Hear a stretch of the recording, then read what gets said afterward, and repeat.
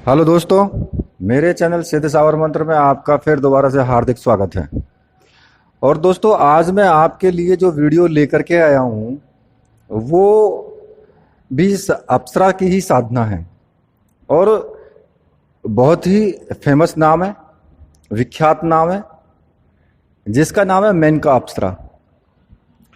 तो साधना बताने से पहले और साधना के बारे में बताने से पहले मैं सभी अपने व्यूवर्स से एक विनती करूंगा कि जो भी व्यूवर मेरे चैनल पर नए आए हैं वो चैनल को सब्सक्राइब कर लें और साथ में ही जो बेल का बटन है उसको भी प्रेस कर दें, ताकि आपको जो भी मैं लेटेस्ट वीडियो डालूं उसका नोटिफिकेशन आपको मिल जाए और आप उस वीडियो को देख पाएं। क्योंकि सारी साधनाओं को एक साथ डालना तो संभव है नहीं, अलग अलग वीडियो में, और वो भी काफ़ी बड़ी वीडियो ना करके थोड़ा छोटी वीडियो में डालना पड़ता है, क्योंकि नहीं तो लोग बोर हो जाते हैं। तो इसलिए थोड़ा टुकड़ों में डाली जाती है। तो इसलिए जो भी वीडियो मैंने डाल दी, अब उसके बारे में जो भी कुछ गोपनीय निर्देश हैं वो फिर दूसरी वीडियो में आते हैं। तो फिर इसलिए उनको समझ में नहीं आ पाएगा कि साधना किस तरीके से करें और उसके गोपनीय प्रयोग हैं क्या। तो इसलिए मैं बोल रहा हूँ कि जो बेल का बटन है उसको प्रेस कर दे, ताकि जो भी मैं वीडियो डालूं उसका नोटिफिकेशन आपको तुरंत मिल जाए और उस वीडियो को आप देख पाएं। और वीडियो अच्छी लगे तो वीडियो को आप शेयर भी कर देना, लाइक भी कर देना, और वीडियो को पूरी देखना। क्योंकि अगर आप वीडियो पूरी नहीं देखेंगे ना तो आपको समझ में नहीं आ पाएगा कि मैंने क्या बोल दिया, क्या मैंने उसमें निर्देश दिया। तो इसलिए मैं आपसे बोल रहा हूँ कि वीडियो आप पूरी देखें। तो अब आती है बात मेनका अप्सरा की। तो देखिए, मेनका अप्सरा के नाम को हर एक कोई जानता है, क्योंकि इसका नाम ना विश्वामित्र जी से जुड़ा हुआ है। और ये इंद्र के दरबार की एक अद्वितीय अप्सरा है, सुंदरी है, जिसको पत्नी के रूप में महर्षि विश्वामित्र ने कितने वर्षों तक पत्नी के रूप में रही है उनके पास, और उन्होंने संपूर्ण जीवन का आनंद लिया। और साथ में ही अपना जितना भी उनका आश्रम था, वो आश्रम जो है एक तरीके से आनंदित रहा, पूरा आश्रम। और इससे देखो, विश्वामित्र जी के नाम में कोई न्यूनता है नहीं है ना, जबकि उन्होंने मेनका अप्सरा की साधना की। तो अप्सरा की साधना करने से कोई न्यूनता नहीं आती है, कोई जीवन में किसी प्रकार का कोई जो धब्बा लगता है ना वो नहीं होता है। ये हमारे समाज की सिर्फ सोचने वाली बात है फिलहाल में, तो कि भाई ये तो अप्सरा की साधना करते हैं या ये तो बिगड़ गए हैं, ये इस तरह की सोच रहती है ना आदमी की। जबकि अप्सरा की साधना करने का मतलब है जीवन को पूर्णता देना। क्योंकि अप्सरा कोई भोग की वस्तु नहीं है कि हमने केवल भोग करने के लिए ही अप्सरा आपके पास आएगी। ठीक है, तो ये कुछ छोटी छोटी बातें हैं जिन पे ध्यान देना चाहिए। और देखिए, उसके बाद भी पता नहीं कितने लोगों ने सिद्ध किया होगा अप्सरा को, और मेनका को तो खासकर काफ़ी भाई उर्वशी से थोड़ा नीचे माना जाता है, लेकिन मेनका भी तो एक बहुत ही अद्वितीय सुंदरी अप्सरा है, और जिसे ये सिद्ध हो जाती है संपूर्ण रूप से उसके जीवन में ऐश्वर्य, धन, दौलत, सब कुछ, पद प्रतिष्ठा, सब कुछ उसको मिलता है एक बार सिद्ध होने के बाद। अब वो आपके ऊपर डिपेंड करता है कि भाई आप उसको सिद्ध कैसे करोगे, क्या विधि आप अपनाओगे। तो जो ये विद्याएं हैं ना, ये संपूर्ण रूप से गोपनीय रही हैं और दुर्लभ भी रही हैं। लेकिन कुछ लोगों ने क्या किया है कि गुरु शिष्य के माध्यम से ये विद्याएं चलती रही, फिर लुप्त होती चली गई धीरे धीरे। कहीं कोई प्रीति, हस्तलिखित प्रीति किसी को मिल जाती है कि जो वहाँ से उस विद्या को दोबारा से, मतलब उस विधि से जो है वो उसको सिद्ध करता है। तो ऐसी ही मैं आपको एक चीज, ये ऐसी ही एक विद्या बता रहा हूँ कि मेनका के विषय में, कि जो वास्तव में ही अलग अलग टाइप से ही ये साधना है। देखिए साधना तो और भी हैं अप्सराओं की, लेकिन इनमें क्या होता है, जो आप ग्रंथों में और इनमें देखते हो ना, उनमें सिर्फ ये होता है कि शुक्रवार के दिन से स्टार्ट करें, यंत्र रख लें, माला ले लें, फूल चढ़ाएं, इत्र चढ़ाएं और बस इतने दिन जाप करें और अमेन का इतने दिन बाद आ जाएगी, आपके गले में वरमाला डाल देगी। लो भाई, मतलब हो गया, इतनी इतनी जल्दी हो गया सब कुछ। ऐसे नहीं होता, ये सब कुछ इतनी जल्दी नहीं होता। अगर विश्वामित्र जी ने कर लिया इतनी जल्दी, तो विश्वामित्र जी का ये भी तो सोचो कि उनका तपोबल कितना था। उससे पहले उन्होंने कितनी साधनाएं सिद्ध की थी, कितना उनका तपोबल था। तो अब उस विचार को देखते हुए वो तो ठीक है, वो तो एक दिन में कर लेंगे साधना, उनकी तो एक दिन में पूर्ण हो जाएगी। लेकिन जब आपके पास तो कुछ भी नहीं है, तो आप कैसे एक दिन में पूरी कर लोगे? आपको तो टाइम लगेगा ना। तो इसलिए आप ये ना सोचें कि कोई साधना 8 दिन की है, कोई साधना 21 दिन की है या 41 दिन की है, तो फिर वो उतने टाइम में ही पूरी हो जाएगी। हो सकता है आपको कई कई बार पुनरावृत्ति करनी पड़े, तब जाकर के, हाँ आपको ये भले ही है कि 8 दिन में आपको कुछ अनुभव आने लगें, लेकिन पूर्ण सिद्धि मिल जाए वो कोई जरूरी नहीं है। तो इसलिए मेरे कहने का मतलब ये है कि जो मैं आपको साधना में बताऊंगा, देखो मैं स्पष्ट बोल रहा हूं बिल्कुल एकदम, ऐसा नहीं है कि मैं दूसरे किसी और जो लोग बोलते हैं उस तरीके से मैं बोल रहा हूं, मैं स्पष्ट बात करता हूं बिल्कुल। और इसीलिए लोग मेरी वीडियो को पसंद भी कर रहे हैं। तो अब जो भी कहते हैं कि भाई 8 दिन में मिल जाएगी या 21 दिन में मिल जाएगी, ऐसा कोई जरूरी नहीं है। जो साधना, जब तक तपोबल आपका अच्छा नहीं होगा, जब तक आपका साधनात्मक लेवल अच्छा नहीं होगा, तब तक कोई भी अप्सरा आपके सामने प्रकट नहीं होगी। अप्सरा क्या है, कोई भी देव प्रकट नहीं होगा तब तक। सच्चाई तो यही है, जब तक आपकी कुंडली जागरण का पूरा सिस्टम नहीं होगा तब तक नहीं हो पाता है। तो देखिए मैं इस विद्या को आपको बता रहा हूं, ये जो विधि है ना, ये पूर्ण रूप से गोपनीय ही रही है एक तरीके से, और साधु सन्यासियों के द्वारा ही एक दूसरे से के साथ में चलती रही है। और सच्चाई तो ये भी है कि ऐसी विद्या को पाने के लिए ना लोग लंगोटे धोते हैं, जो साधुओं की लंगोटी होती है ना, उसको पूरे जीवन धोते हैं, और लास्ट में जो है उनको वो साधना मिलती है, तब वो अपने जीवन को पूर्णतः समझते हैं कि मैं अपने जीवन में अब सुखी हूं। वो मरते टाइम उनको जो विद्या वो सौंप करके चले जाते हैं। तो ये इस तरीके से जो है ना हमारे समाज में जो भ्रमता फैला दी गई है, उससे तो खैर मैं ज़्यादा अंदर तो नहीं जाऊंगा। मैं आपको अब प्रयोग ही बता देता हूँ कि आपको ये प्रयोग कैसे करना है। साधना किसी भी दिन शुक्रवार के दिन से स्टार्ट की जाएगी। केवल 8 दिन की साधना है, बस केवल 8 दिन की साधना है। और रात्रि को ही करनी है साधना, क्योंकि ज़्यादातर तो रात्रि में ही की जाती हैं अप्सराएं साधना, जितनी भी हैं वो सब रात्रि में की जाएंगी। रात्र को स्नान करके 9-10 बजे के आसपास आप अपने आसन पे बैठ जाएंगे। पीले रंग का आसन होगा और पीले रंग के ही आपको कपड़े पहनने हैं। आप कपड़े में आप धोती कुर्ता भी पहन सकते हो, पैंट शर्ट भी पहन सकते हो, कुछ भी पहन सकते हो, कोई दिक्कत नहीं है। सुगंधित तेल वगैरह लगाएं, बालों में भी, कानों में भी इत्र वगैरह के फोए रखें। और उसके बाद जो है एक चमेली का जो पुष्प होते हैं उनकी माला ले लें और वो अपने गले में धारण करना है, उसको अपने गले में उसको धारण कर लें। उसके बाद आसन पर बैठ जाएं। आसन पीला होगा, मैं बता रहा हूँ। और सामने जो है ना 5 घी के दीपक आपको लगाने हैं, 5 घी के दीपक, शुद्ध देसी घी के। ये नहीं चलेगा ये बाजार वाला जो आप लेकर के आते हो, ये शुद्ध नहीं होता है। आप जब साधना कर रहे हो तो कहीं से भी ले सकते हो, मंगवा सकते हो।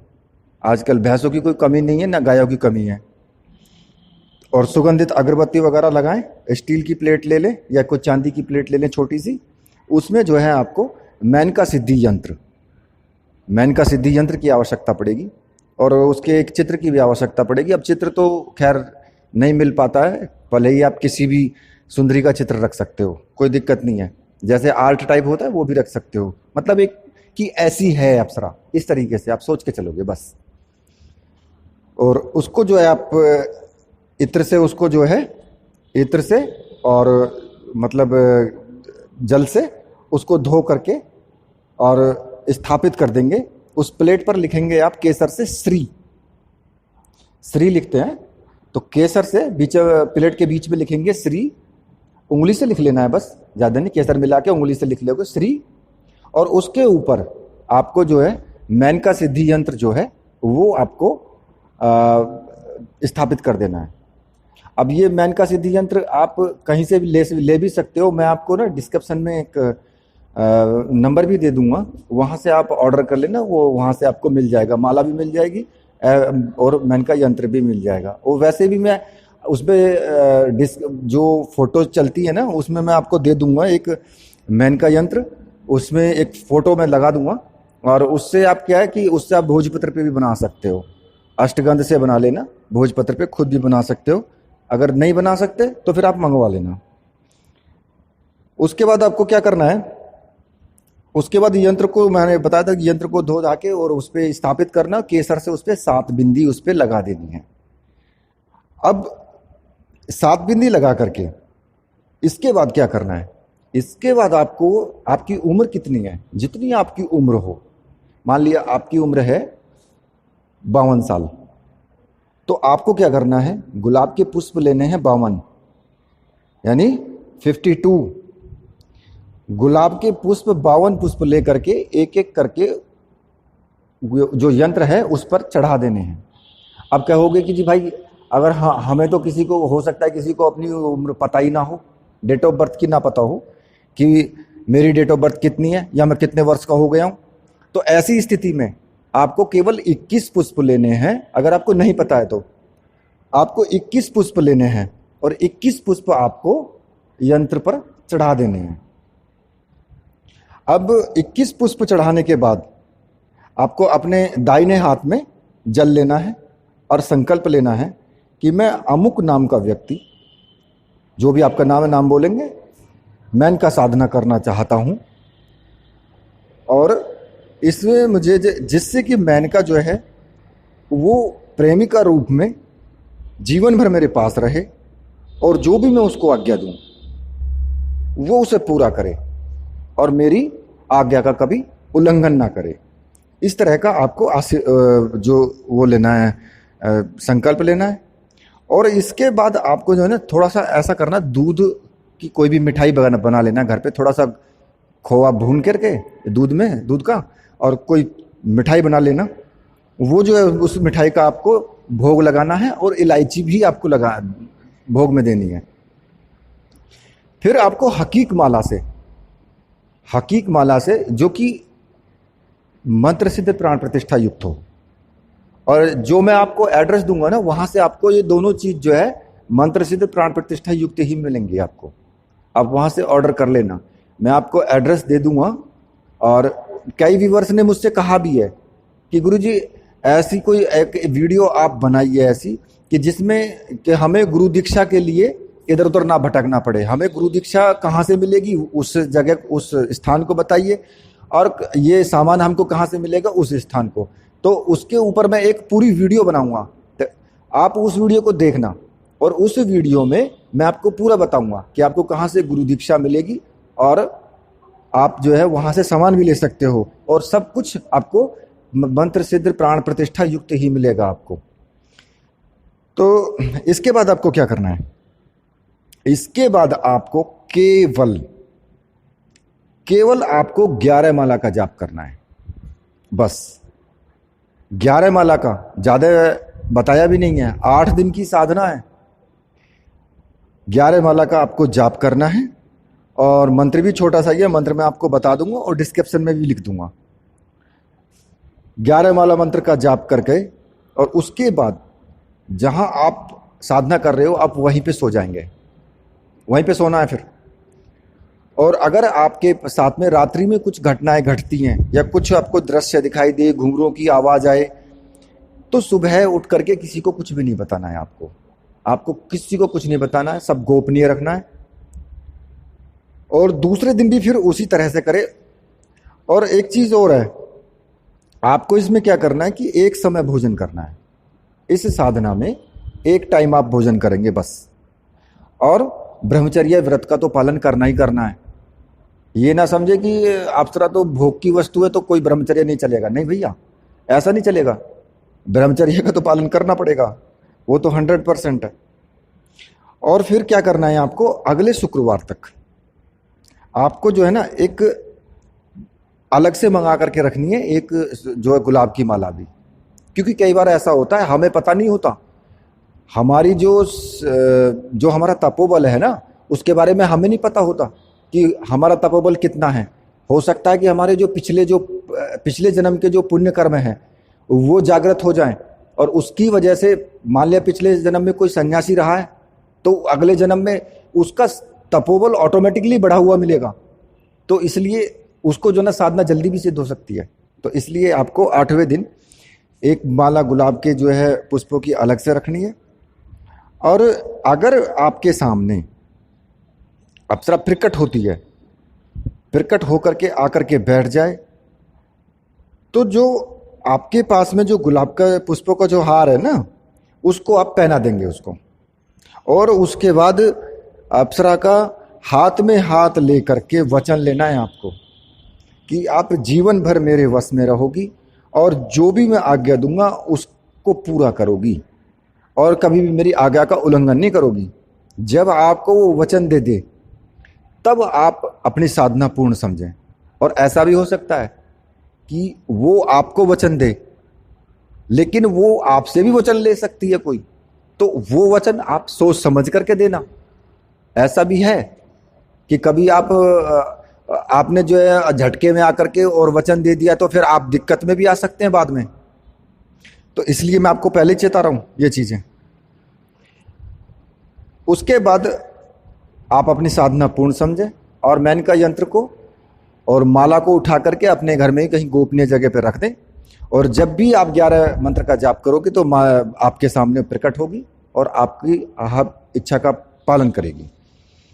मैं आपको बता देता हूं मंत्र मैं डिस्क्रिप्शन में भी दे दूंगा, वहां से ले लेना। ओम सौंदर्यमयी मेनकाय प्रिय फट।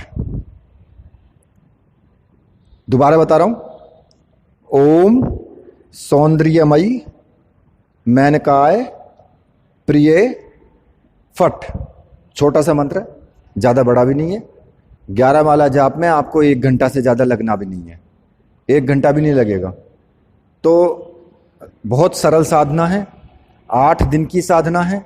8 दिन में अगर किसी को अनुभव होते हैं तो वो किसी और को ना बताए और ब्रह्मचर्य व्रत और इन चीज़ों का पालन करे, यम के सिद्धांत का पालन करे। और अगर 8 दिन में आपकी साधना पूर्ण नहीं होती है, नहीं आती है अप्सरा आपके सामने, तो फिर दोबारा से पुनरावृत्ति करें, मतलब साधना को फिर दोबारा से करें 8 दिन के लिए।